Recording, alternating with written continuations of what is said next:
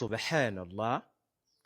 Ladies and gentlemen, I want to use this medium to seek for your forgiveness. Pé kẹ́ má bínú sí mi torí wípé I shared the false information yesterday.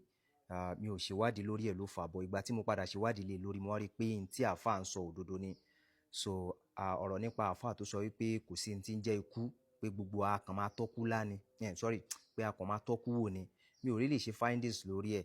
Ìgbà tí mo padà ṣe findings lórí ẹ̀ mo fi wá mọ̀ pé òdodo làáfàá ń sọ. Ẹ jẹ́ ká gbọ́ n táfàá sọ náà.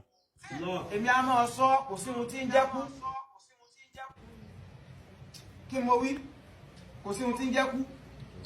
Ọlọ́run ò dẹ̀ promise ní pé nìkan kó kù. Ó láàpọ̀ wò ni kò sọ pé àkú tán.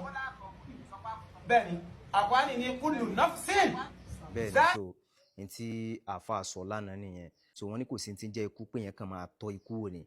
So bọ̀gbà tèmi padà wá ṣe findings mo wá rí pé ẹnìkan wà tó ti tọ́ ikú wò. Wọ́n ní màmá wa tó wà lókè yìí, àwọn ti tọ́ ikú yẹn wò. Torí bẹ́ẹ̀ ẹja gbọ́ látẹnu màmá náà. Màmá, bismillah. On our way to Agbo, along that Agbo road, our driver slept off. And before then, I heard a voice that said, pray, pray, pray. Instead of me to pray, I slept off immediately. What I heard was, why? Our motor went and hit oncoming trailer facing us. So that is how I died. So I didn't know who carried me out from the bus. I didn't know who took me to mortuary. So there I was. That day, it was night. I don't know how my spirit traveled home. Getting to my family, I was just making noise there. There is no light. Why is it no light in this house? Please, I can't sleep in darkness. You people should make a haste and put on light. Nobody answers me. So I was, struggling to get up. Struggling. I didn't know what is wrong with me. All my body was so heavy.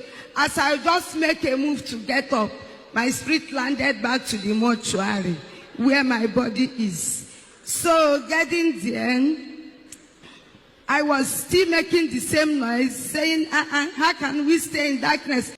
Now, ṣé ti gbọ́ bẹ́ẹ̀. So, eléyìí ó ń ṣe lambarudin, lambomination. No, sorry. Kò ń ṣe lamba. Ó ti yé nǹkan tí àáfàá sọ ni màmá bá wa confirm. Ẹ rí pé màmá làwọn kú. Spirit àwọn ló wá ń dìde, so wọ́n mọ̀ gbogbo ìgbà yẹn tí bí spirit wọ́n ṣe dìde tó fi lọ ẹ ti gbogbo ẹlẹ́sàgbọ́ ṣe rí bẹ́ẹ̀ pé àáfàá ò parọ́. Torí bẹ́ẹ̀ àáfàá ẹ dákun ẹ bá mi bí àáfàá káfà mọ́ bínú.